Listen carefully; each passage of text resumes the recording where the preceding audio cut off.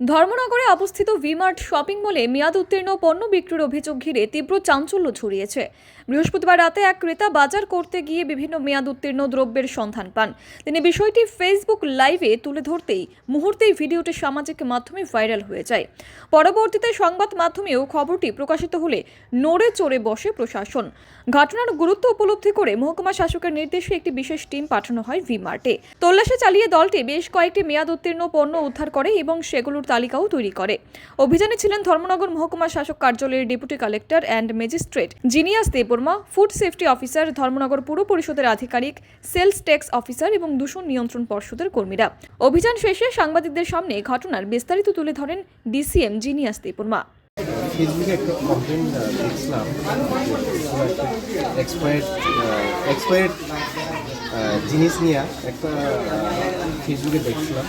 তারপরে ওইখানে ওই কমপ্লেনটা দেখার পর আমরা এখানে আজকে একটা ইনভেস্টিগেশনের লেগে আমরা সব টিম আছে আমাদের সঙ্গে, সবাই এসেছি। কোন কোন ডিপার্টমেন্ট?